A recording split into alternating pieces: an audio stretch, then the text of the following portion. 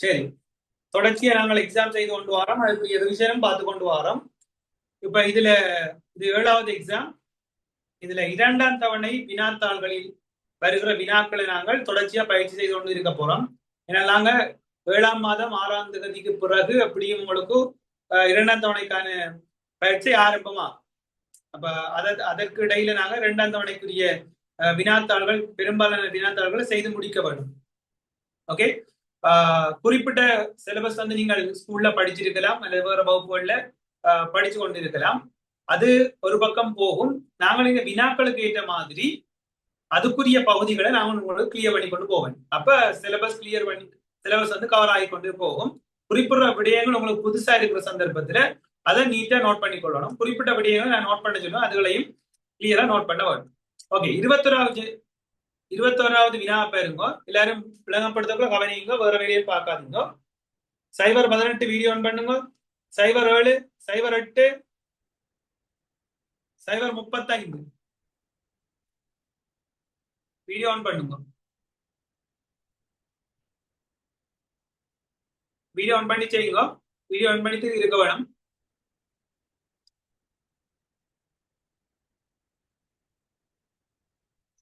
Okay, சரி கவனிங்க. இப்ப இதுல 21வது வினா பாருங்க. எல்லாருக்கும் டிஸ்பிளே ஆகுதா? டிஸ்பிளே ஆகுதா எல்லாருக்கும்? மைக் ஆன் பண்ணலாம். மைக் ஒர்க் பண்ணது எல்லாருக்கும்? Okay, good. சரி, 21வது வினாவுக்கு போவோம். ஏ எனும் மோதிர வளையம் ஒன்றில் தொழிற்படும் விசை தொகுதிகளின் சமநிலையை படுத்தப்பட்ட நிலை அருகில் காட்டப்பட்டுள்ளது. ஏயின் மீது தொழிற்படும் விளைவுள் விசை எவ்வளவுன்னு சொல்லி கேட்கிறாங்க. ஏயின் மீது தொழிற்படும் விளைவுள் விசை இங்க ஏ என்றதுல குறிக்கப்படல, தெரியும்? ஏ எனும் மோதிரம். அப்ப அங்க சைட் காட்டப்பட்டிருக்கிறது மோதிரம், வளைய வடிவில வட்ட வடிவில மோதிரம் உள்ளுக்குள்ள இருக்க போகுது. 50 நியூட்டன் விசை மேல் நோக்கி செங்குத்தாக தொழிற்படும். கேள்வியை பாருங்க. உபரான வினாக்களை சரியா வழியா விளங்கி எடுக்கணும் மக்கள்.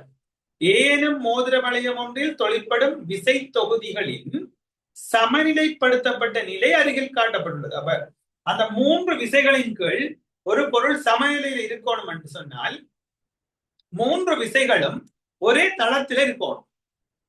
நிபந்தனை 3 விசைகள் சமாந்தரமற்ற விசைகள்.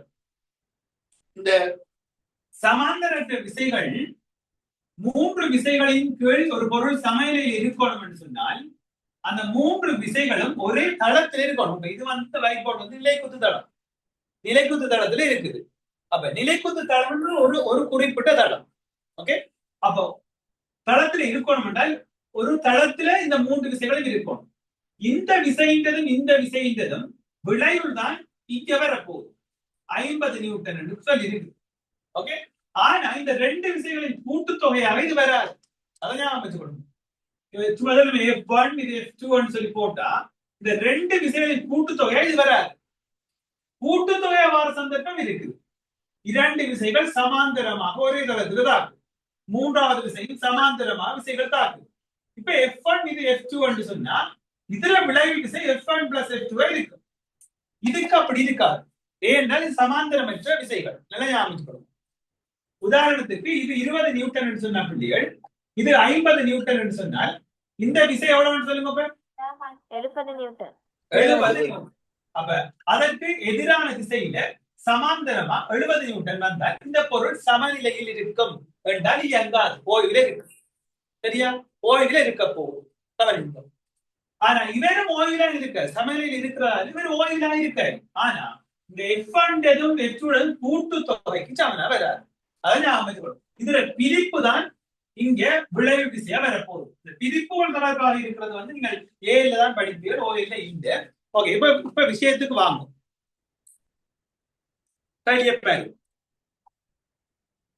50 நியூட்டன் விசை மேல் நோக்கி செங்குத்தாக தொழிற்படும். மேல் நோக்கி செங்குத்தாக தொழிற்படும் சொல்றாங்க. ஏயின் மீது தொழிற்படும் விளைவு விசை எவ்வளவு என்ற கேள்வி. 2வது கேள்வி பாருங்க. 50 நியூட்டன் விசை கீழ் நோக்கி செங்குத்தாக தொழிற்படும். பூச்சிய விசை என்று தந்திருக்கிறார். விளைவு விசை பூச்சியம் என்று சொல்லி தந்திருக்கிறார். மேலுள்ள எந்த ஒரு விசையும் தொழிற்படாது என்ற அந்த சொல்ற 3 விசையும் தொழிற்படாதுன்னு சொல்றாங்க. இப்ப பாருங்க மக்கள், இந்த வினாக்கள்ல இருக்கிற சொற்பதங்களை கிளியரா விளங்கிக் கொள்ளணும். முதலாவது பாருங்க, மோதிர வளையம் வந்து தொழிற்படும் விசை தொகுதிகளின் சமநிலை. விசை தொகுதிகள் சமநிலை படுத்தப்பட்ட நிலை. சமநிலையில இருக்குது என்று சொன்னால் அந்த பொருளில் தாக்கும் விளையுள் விசை வந்த பிள்ளைகள் 0. சமநிலையில இருக்குதுன்னு சொன்னால் அந்த பொருளில் தாக்கும் விளையுள் விசை மக்கள் 0 இருக்கு. இது விளங்குதா? இது கிளியரா? இங்க கீழுக்கு தாக்குற விசை 50 நியூட்டன். இந்த ரெண்டுக்கும் நடுவால நல்லா கவனிச்சுக்கணும், ரெண்டுக்கும் நடுவால இங்க ஒரு எதிரான விசை ஒன்று தொழிற்படும். இதுதான் இந்த 2 விசைகளினதும் விளைவுல இருக்கும். அது 50 நியூட்டனுக்கு சமனா இருக்கும். விளங்குதோ? ஆனால் இப்ப 50 நியூட்டன் விளைவு விசை 50 நியூட்டன் மேல் நோக்கி தாக்குது. அது எந்த விசையா இருக்கும்? F1 இந்த பிரிப்பு விசையும் F2 பிரிப்பு விசையும் கூட்டி வாரது 50 நியூட்டன் விளைவு. இப்ப மேல் நோக்கிய இந்த 2 விசைகளின் விளைவு 50 நியூட்டனை கொடுக்குதோ, கீழ் நோக்கி 50 நியூட்டன் கொடுபடுது. இப்ப மேல் நோக்கி 50 நியூட்டன், கீழ் நோக்கி 50 நியூட்டன் ஒரே நேர்கோட்டுல வருது. எனவே இங்க விளைவுள் விசை 0. விளைவுள் விசை வந்து 0. விஷயம் விளங்குதா உங்களுக்கு? இதுல விளைவு விசை எவ்வளவுன்னு சொல்லுங்க. இந்த இருக்கிற விளைவு விசை எவ்வளவுன்னு சொல்லுங்க. இந்த தொகுதியில 70 நியூட்டன். 70 நியூட்டன். விளைவு விசை 70. மேல் நோக்கி 70 தாக்குது, கீழ் நோக்கி 70 தாக்குது. அப்ப மேல் நோக்கியும் கீழ் நோக்கியும் வரப்ப எதிர் திசை தானே. அப்ப 70 கழிச்சா 0 தானே. அப்ப விளைவு விசை 0. சமநிலைப்படுத்தப்பட்ட நிலை என்று சொன்ன மக்கள் விளைவுள் விசை 0 ஓய்வில இருக்குது என்ற அர்த்தம். அல்லது அது சீரான வேகத்தோட போய் கொண்டிருக்கலாம். சீரான நியூட்டன முதலாம் விதி தெரியும். சீரான வேகத்துல இயங்கிக் கொண்டிருக்கலாம் அல்லது ஓய்வில இருக்கலாம். அந்த நிலை எப்ப வரும்டா, குறித்த ஒரு பொருள்ல தாக்குற விசைகளின் விளைவுள் 0 நியூட்டனா இருக்கிற சந்தர்ப்பத்துல தான் பொருள் ஓய்வில் இருக்கும் அல்லது சீரான வேகத்துடன் இயங்கிக் கொண்டிருக்கும். அதுதான் சொல்லப்படுது நியூட்டனின் 3ஆம் விதி, முதலாம் விதி. சமனரமான விசை தாக்காத விடத்து ஓய்வில் உள்ள பொருள் ஓய்வில் இருக்கும், இயங்கிக் கொண்டிருக்கும் பொருள் சீரான வேகத்துடன் இயங்கிக் கொண்டிருக்கும். சரியா? அப்ப இந்த இதுக்கு கேள்விக்கு விட என்னன்னு சொல்லுங்க. 21வது கேள்விக்கு பூஜ்ஜிய விசை. இது கிளியரா இல்ல இருக்கும்? சரியா? விளைவுன்றது மொத்த தொகுதியையும் பார்த்து வார இறுதி விசை. மொத்த தொகுதியையும் கால்குலேட் பண்ணி வார விசைதான் விளைவுள் விசை. விளங்குதா? சில பேர் 50 நியூட்டன் மேல் நோக்கி என்று போட்டிருப்பீங்க நிறைய பேர். அது 50 நியூட்டன் மேல் நோக்கி தாக்கும். அது தாக்குற விசை ஓகே. கேட்டு இருக்கிறது விளைவுள் விசை. பாருங்க, கேட்டு இருக்கிறது உங்கள்ட்ட கேள்வி மேல் நோக்கி தாக்குற விசை கேட்க. உங்கள்கிட்ட கேட்ட கேள்வி தொழிற்படும் மேயின் மீது தொழிற்படும் விளைவுள். பாருங்க, விளைவுள் விசை எவ்வளவு? விளங்குதா? விளைவுள் விசை எவ்வளவு? ஓகே. இப்ப 22வது கேள்விக்கு வாங்க. R எனும் மூலகம் ஒன்றின் அணுவில் காணப்படும் புரோத்தன்களின் எண்ணிக்கை 19 ஆகும். R எனும் மூலகம் ஒன்றின் அணுவில் காணப்படும் புரோத்தன்களின் எண்ணிக்கை 19 ஆகும். இவ்வணு தோற்றுவிக்கும் உறுதியான அயன் ஒன்றின் இலத்திரன் நிலைய வைக்கும். அப்ப எங்களுக்கு தெரியும் தானே 19 என்ன மூலகம் தெரியும் தானே. என்ன மூலகம் சொல்லுங்க? பொட்டாசியம். ஓகே. பொட்டாசியத்தின் குறியீடு என்ன? கே. அப்ப கே வந்து பொட்டாசியம் அணுவன் 19 வரப்போகுது. அப்ப இதுல இலத்திரன் நிலையமைப்பு 2:1.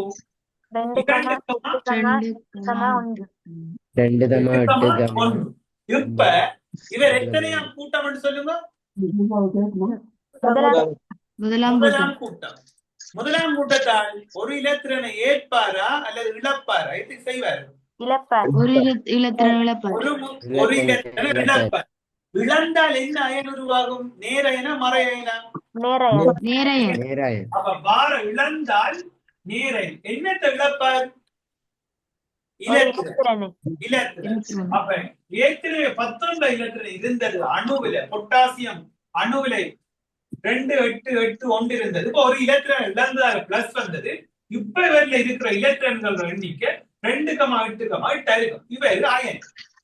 இது விளங்கிட்டா? ஓகே. கதைக்காத நேரத்துல மற்ற நேரத்துல அன்மியூட் பண்ணி வச்சுக்கொள்ளும், மியூட் பண்ணி வச்சுக்கொள்ளும். எல்லாருக்கும் டிஸ்டர்ப் ஆயிருக்கும். ஓகே, இப்ப கேள்விக்கு வாங்க. சரி, கேள்வி வாசிப்போம். ஆரெனும் மூலகம் ஒன்றின் அணுவில் காணப்படும் புரோத்தன்களின் எண்ணிக்கை 19. இந்த புரோத்தன்களின் எண்ணிக்கை என்ற வேர்ட்ல எங்களுக்கு தரவு என்னவங்க? புரோத்தன்களின் எண்ணிக்கை தான் அணுவண்ணுக்கு சமனான எண்ணிக்கை. சரியா? புரோத்தன்களின் எண்ணிக்கை தான் அணுவண்ணுக்கு சமனான எண்ணிக்கை. இவ்வணு தோற்றுவிக்கும் உறுதியான அயன். உறுதியான அயன் என்றால் அந்த தோற்றுவிக்கிற அயன் இலத்திர நிலையமைப்பு விழுமிய வாயு இலத்திர நிலையமைப்புக்கு சமனா இருக்கணும். இப்ப இங்க கே பிளஸ் என்றது 2,8,8 எந்த விழுமிய வாயு இலத்திர நிலையமைப்புமாள்? தடத்துவ வாயு. அதுதான். எந்த வாயு என்றது? விழுமிய வாயு என்றது ஜாசா, சடத்துவ வாயு என்றது ஒன்றுதான். ஆதன் வாயுக்கு சமனா இருக்கு. ஆதனுக்கும் இதே இலத்திர நிலையமைப்பு. அப்ப இவர் உறுதி அடைஞ்சிட்டார். இது விளங்குதா? ஓகே. இப்ப கேட்ட கேள்விக்கு விட என்ன? 2,8,8 நான்காவது விடை. சரியா? இது கிளியரா எல்லாருக்கும்? ஓகே. இப்ப அடுத்த வினாவுக்கு வாங்க. 3 சமாந்தர விசைகளில் சமநிலையை காட்டும் சந்தர்ப்பம். நல்லா கவனிச்சு கொள்ளுங்க. ஒரு படமா நம்ம பார்ப்போம். எல்லாரும் படம் கிளியரா டிஸ்பிளே ஆகுதா? ஓகே, இங்க பாருங்க. இது ஒரு படத்தை ஆணியில கட்டி தொங்க விட்டுருக்காங்க மக்கள். அப்ப இதுல இருந்து இங்க ஒரு விசை ஒன்று தாக்கும். கரெக்டா? விளங்குதா? அடுத்த விசை விடத்துல இருந்து தாக்கும். அடுத்த விசை இந்த படத்தின் புவியீர்ப்பு மையத்தில இருந்து கீழ் நோக்கி தாக்க போகுது. இப்ப இதுல எத்தனை விசைகள் தொழிற்படுது? சரி, உங்கள்கிட்ட கேட்டது 3 விசை தொழிற்படணும், ஆனா சமாந்தரமா இருக்கணும். அப்ப முதலாவது விட வருமா? வராது. படங்களுக்குரிய விசை வரிப்படங்களுக்கு அவ்வளவு குறிச்சிருக்கணும் கோப்பியில. சரியா? நாளைக்கு நோட்ஸ் அவ்வளவு அனுப்பணும். இந்த கிழமை படிச்சதுக்குரிய நோட்ஸ் அந்தந்த கிழமைக்கு அனுப்பணும். விளையாடி இருக்கிறதுன்னா விட்டு போட்டு போயிடணும். சரியோ? அடுத்தது இந்த படத்தை பாருங்க. இது 2 நூல்ல பட்டம் தொங்குது. பாத்தீங்களோ? 2 நூல்ல கட்டி பட்டம் தொங்க விடப்பட்டிருக்கு. அப்ப இவ்விடத்துல நூல்ல ஒரு இழுவை வரும், இந்த நூல்லையும் ஒரு இழுவை வரும். இந்த இங்க அதுல நிறை வரப்போகும். எத்தனை விசைகள் தாக்குது? 3 விசைகள். ஆனா சமாந்தரமா இருக்குதா? இல்ல. சமநிலையில இருக்குது, பட் சமாந்தரம் இல்ல. ஓகே, அடுத்த படத்தை பாருங்க. இவர் உங்களோட புக்ல அந்த வாழைக்குள்ளையை தொங்க வச்ச மாதிரி இருக்கு. அந்த படம் வாழைக்குள்ளையை தொங்க வச்ச மாதிரி ஒரு படம் ஒன்று இருக்கு உங்களோட புக்ல. அப்ப 2 சமாந்தர விசை, 2 விசை மேல் நோக்கி தாக்குது. அதுல நிறை கீழ் நோக்கி தாக்கும். இப்ப இந்த விசைகள் எத்தனை விசைகள்? 3 விசைகள். எப்படி இருக்கு இந்த விசைகள்? ஒன்றுக்கொன்று சமாந்தரமா இருக்கு. அப்ப விடை என்ன? இப்ப மூன்றாவது விடை. சரி, இப்ப 4வதையும் பார்ப்போம். எல்லா சந்தர்ப்பத்தையும் பார்க்கணும் மக்கள். விடையை படிச்சுட்டு போறதுக்கு நம்ம வேற இல்ல, விஷயத்தை படிக்கிறது தான் வந்திருக்கிறோம். ஓகே, இங்க பாருங்க. இது என்ன படம்? ஒரு பூவாசி இருக்குது என்ன? சரியா? ஒரு பொட்சுக்குள்ள பூக்களை வச்சிருக்கிறாங்க. அப்ப இது சமநிலையில இருக்குண்டா இதுல தாக்குற 2 விசை தான். அதுல நிறையும் மறுதாக்கம், மேல் நோக்கி தாக்குறது மறுதாக்கம், கீழ் நோக்கி தாக்குறது அதுல நிறைய இருக்கும், வைத்தா இருக்கும்.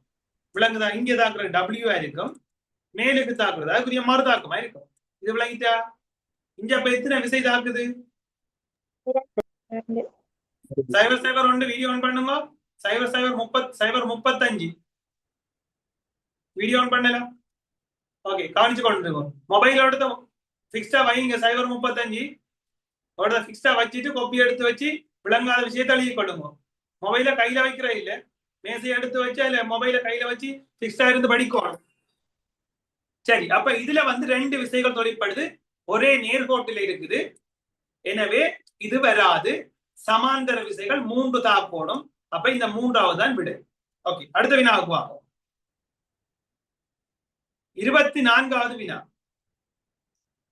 1000 கிலோகிராம் திணிவை கொண்டு, அப்ப தரவுகளை பென்சிலால நோட் பண்ணி வச்சுக்கொண்டு ஸ்ட்ரக்சர் செய்து கொள்ளலாம் மக்கள். எம்சிக்யூ செய்யறதுக்கு தான் நம்மளுக்கு பூரண அறிவு வேணும். எம்சிக்யூ 40க்கு 39 38 பிறந்து எடுக்க பழகிறோம். அப்படி எடுத்தா தான் எங்களுக்கு சயின்ஸ்ல ஏறும். இல்லைன்னா நீங்கள் கொஞ்சம் சிக்கல் தான். அப்ப அதை செய்யறதுக்கு தான் இந்த பயிற்சி. இந்த கேள்விகள் எப்படி வாசிக்க வேணும், எப்படி உடைச்சி தரவெடுக்கணும், எப்படி கால்குலேஷன் செய்யணும், எந்த கேள்விக்கு எப்படி விட எழுதுறது என்றது மக்கள் தியரி வடிக்கக்குள்ள முழுமையா எடுக்கிறார். பேப்பர் செய்யக்குள்ளதான் தியரியையும் விளங்கி வினாக்களுக்குரிய விடைகள் எப்படி எழுதுறன்றதை நாங்கள் தெளிவா படிச்சு கொள்ளலாம். 1000 கிலோகிராம் திணிவை கொண்ட வாகனம் 20 மீட்டர் செகண்ட் -1 எனும் வேகத்துடன் பயணம் செய்யும் போது உயர்த்தப்படும் உந்தம். ஓகே, திணிவு 1000 கிலோகிராம், வேகம் 20. உந்தத்துக்கான சமன்பாடு என்ன மக்கள்? திணிவு தர வேகம். அப்ப இங்க திணிவு 1000 கிலோகிராம் என்று தந்திருக்குது. அப்ப அலகு மாத்தணுமா? மாத்த தேவையில்லை. அப்ப 1000 தர வேகம் மீட்டர் செகண்ட் -1 இருக்குது.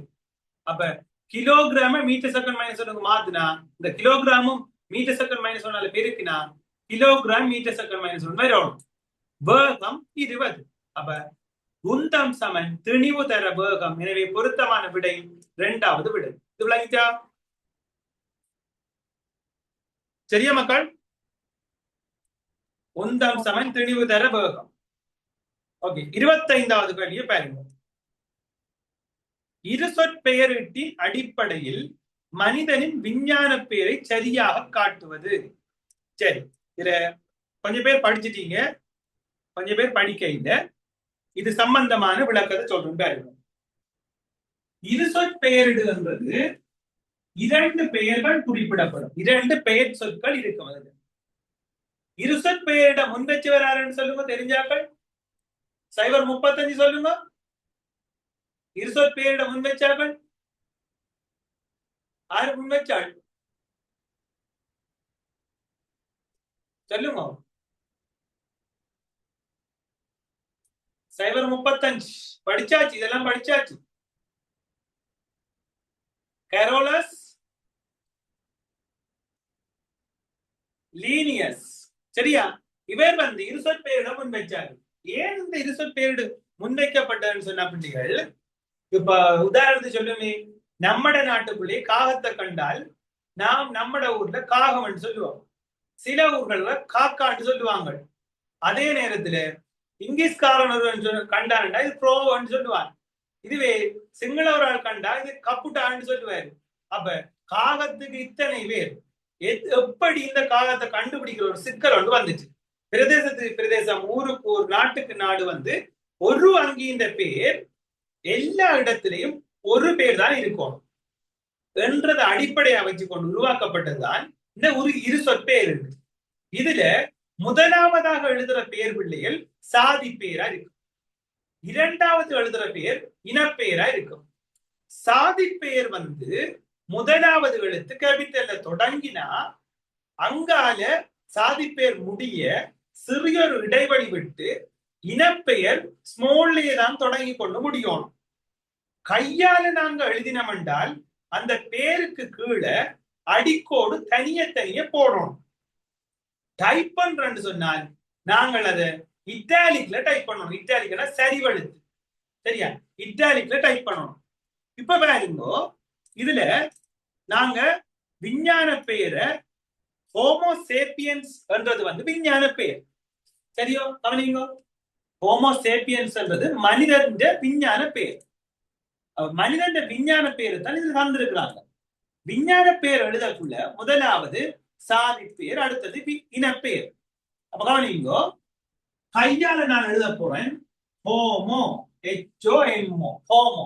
ஸ்பெல்லிங் பிழைச்சா பிழை மக்கள், அது ஒரு ஒரு எக்ஸ்கியூஸும் இல்லை. ஸ்பெல்லிங் பிழைனா பிழைதான். ஹோமோ சேப்பியன்ஸ், SAPIENS,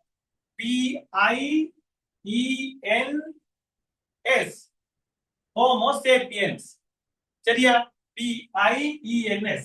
இப்ப நம்ம கையால எழுதிட்டோம்ல, கையால எழுதினா இதுக்கு கீழே ஒரு அடிக்கோடு, சாதி பேருக்கு ஒரு அடிக்கோடு, இனப்பேருக்கு ஒரு அடிக்கோடு போடும். இது கையால எழுதினா.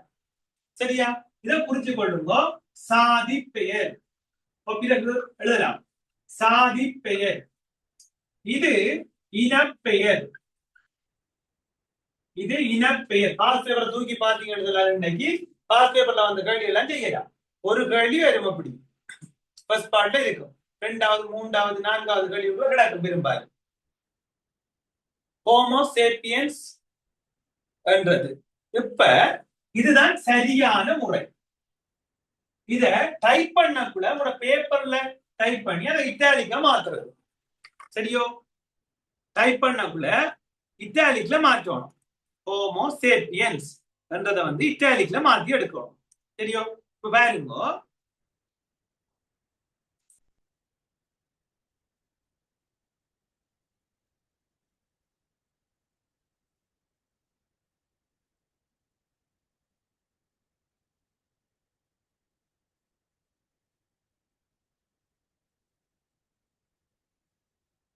சரி. இப்ப நான் இப்ப வேர்ட்ல டைப் பண்ணிருக்கிறேன். இப்ப இதை பாருங்க, டிஸ்பிளே ஒன்று பாருங்க. இப்ப நாங்க டைப் பண்ணக்குள்ள இத கையால் எழுதுற முறை விளங்கிட்டா எல்லாருக்கும்? கையால் எழுதுற முறை விளங்கிட்டா?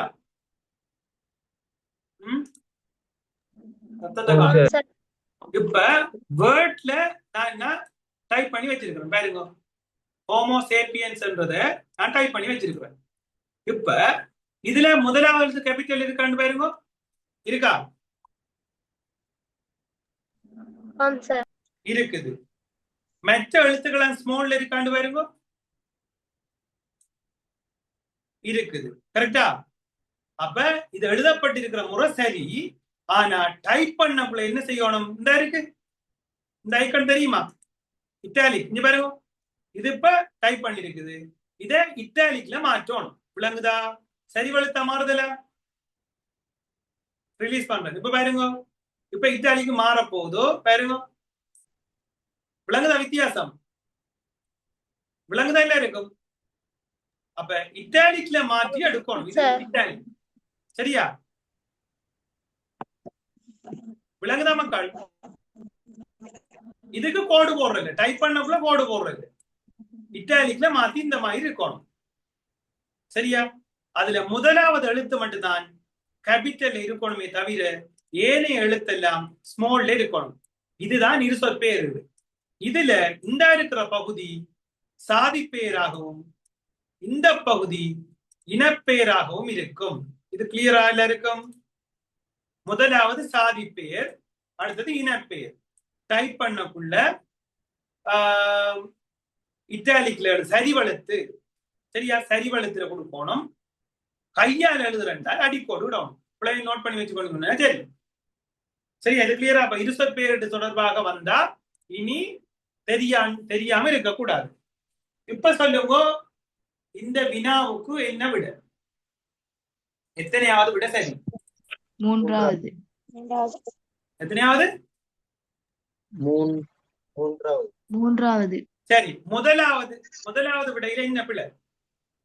அந்த சேப்பியன்ஸுக்கு வந்து கேபிட்டல் இருக்கு. ரெண்டும் கேபிட்டல்ல வந்திருக்கு. ஓகே, விடத்துல கேபிட்டல் வந்திருக்கிறாரு, விடத்த பிள்ளை. ஓகே, அடுத்தது இரண்டாவதுல என்ன பிள்ளை? இடைவெளி விடாம சேர்த்தல். இடைவெளி விடாம சேர்த்தல். இரண்டாவதுல இடைவெளி விடாம சாதி பேருக்கு இனப்பேருக்கும் எல்லாம் சரி. ஆனா சாதி பேர் வேறையா இனப்பேர் வேறையா வேறுபடுத்தல் ஒண்டா வச்சிருக்கிறாங்க. ஓகே, அதால இது பிள்ளை. குட். மூன்றாவது சரியா? சாதி பேர் இனப்பேர் வேறையா இருக்குது. முதலாவது மற்ற எல்லாம் ஸ்மாலா இருக்குது. Okay, good. நான்காவது விட ஏன் பிள்ளை? முதலாவது ஸ்மால் முதலாவது வந்து ஸ்மால்ல இருக்குது. எனவே முதலாவது ஸ்மால்லையும் இரண்டாவது அதாவது சாதி பேர் முதலாவது எழுத்து ஸ்மால்லையும் இனப்பேர் முதலாவது எழுத்து கேபிட்டல். அப்ப இது பிள்ளை. இப்ப ரூல் விளங்கிட்டாங்க இருக்குது. இது கிளியரா மக்கள்? சரி, 26வது வினா பாருங்க. மூலகம் ஒன்றானது இயற்கையில் பிரதிருப்பங்களாக காணப்படும். ஓகே, இப்ப இதுல நீங்க இந்த கேள்வியை செய்யக்குள்ள பிரதிருப்பம் காணப்படுற மூலகங்களை அடுத்த கடை நோட் பண்ணணும். என்னென்ன பிரதிருப்பம்? காவனுக்கு இருக்கா பிரதிருப்பம்? வேற என்னத்துக்கு இருக்குது? கந்தகத்துக்கு இருக்குது. ஓகே, வேற என்னத்துக்கு இருக்குது? பிரதிருப்பங்கள் இருக்கிறது. வைரம். காபண்ட பிரதிருப்பம் தான் இல்ல வைரம். அப்ப காபண்டதுலாம் வரும். அது வைரம், காரியம், குளரின். சரி, உருகுநிலை உயர் நிலையில் காணப்படுறது. உருகுநிலை உயர்நிலையில காணப்படுறதுன்னா அது சுவர் 4வது கூட்டம். அதுல கதையே இல்லை. 4ஆம் கூட்டம் மூலகங்கள் தான் உருகுநிலை கூடிய மூலகங்கள். சரியா? கந்தகம் 6ஆம் கூட்டம். கந்தகத்துல உருகுல வந்து 112°C. 112 தானோ? 100 விட கூட 112°C. சரியோ? உலோக பிரித்தெடுப்பு பயன்படுத்தப்படும் எனில் இம்மூலகமானது. உலோக பிரித்தெடுப்பு மக்கள் இரும்பு உலோகம் பிரித்தெடுப்புல கல்சியம் கார்பனேட்டு, கற்கரி, அடுத்தது ஏமட்டைடு. சரியா? இரும்பு பிரித்தெடுப்புல இரும்புன்றது உலோகம்டா லோகம்டா? இரும்பு உலோகமா இல்ல லோகமா? இரும்பு உலோகம். இந்த இரும்ப ஊதுலையில போட்டு பிரிச்சு எடுப்பாங்க. வடிப்புகள் இல்லை. சரியா? ஊதுலையில போட்டு ஊதுலையில 3 சாமான் போடுறது. கல்சியம் கார்பனேட் சொல்லி இது சுண்ணாம்புக்கள் போடுவாங்க. 2வது கற்கரி, அதுல இருக்கிறது கார்பன். அந்த சீதான் இங்க வந்து இதுக்குள்ள நமக்கு ஜாயின் ஆக போகுது. அடுத்தது ஏமட்டைட், Fe2O3. அதாவது ஏமட்டைட்ன்றது ஒரு தாது பொருள். இத இதுக்குள்ள போட்டு வெப்பப்படுத்தி இரும்பு வேறையா தூசு மாசுக்கள் வேறையா வேறாக்கி எடுக்கிறது. இரும்பு பிரித்தெடுப்பு தனியே படிப்பியல். விளங்குதோ? தனியே படிப்பியல். அப்ப இரும்பு பிரித்தெடுப்புல பயன்படுத்தப்படுற ரசாயன மூலகங்கள் என்று கேட்டா இனி தெரியாம இருக்கக்கூடாது. ஒரு தரம் சொல்லி தந்த மக்கள் அவ்வளவு கொப்பியில இருக்கணும். திரும்ப படிச்சுட்டு தான் அடுத்தடுத்த நாள் ஜாயின் பண்ணணும்.